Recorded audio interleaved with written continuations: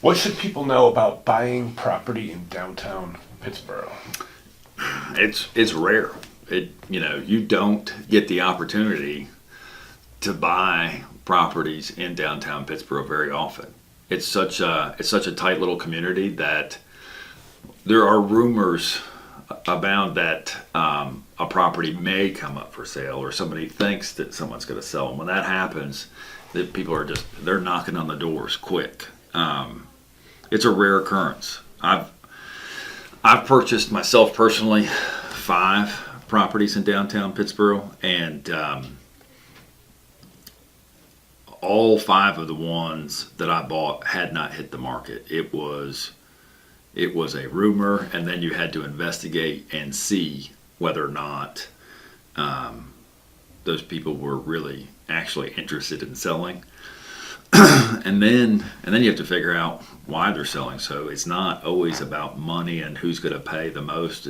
Sometimes it has a lot to do with terms. When I bought the building that we're in now, this was Brenda Carrolt, Charles Carrolt's sister-in-law, and it was a bookstore.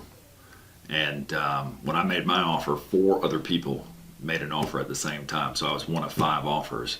And come to find out, I wasn't even the highest offer. I mean, there were a couple offers that were $20,000, $30,000, and $40,000 higher than mine.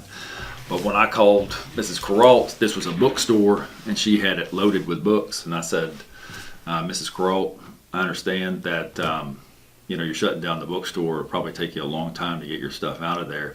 I'd like to purchase the building within the next month, and you can take as long as you like to get your stuff out of there. And it took her 9 months, so it was an expense to me, but out of all those offers that she had in front of her, she chose mine because of those terms. So that's one of the things you need to know about buying property in downtown Pittsboro. Why is somebody buying? And like I said, it's very, very rare. And one of the most difficult things that I have explaining to buyers is that they are buying the right to buy. And that is a concept that people do not understand. So, I'll just take this building for instance or whatever. So, this building, the tax value is $350,000. There's no way I would take $350 for this building, and $350 would be cheap for a building of this size downtown Pittsboro. It probably has a market value or an appraised value of $425. If we got 4 or 5 people that came around, appraisers, they would probably put a value of $425 on it. I've been offered $600 on it. There's no way I would take the $600, but that is so inflated over what it's actually worth because people are buying the right to buy. So you have, in buying a piece of property in downtown Pittsboro, you have to know that you're probably going to pay above market value. You're going to pay above and beyond because they come up so rare. One of the things that you're paying for is a premium to be able to buy it. Well, I mean, downtown Pittsboro is a very limited space. There's only so many lots and buildings available.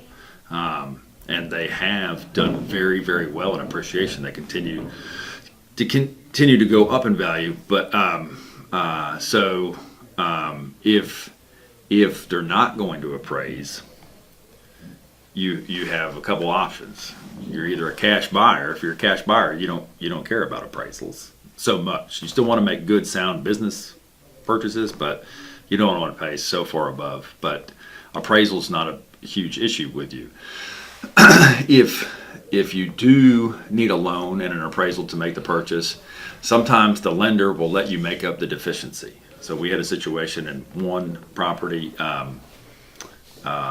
The purchase price was $285. It appraised at $250.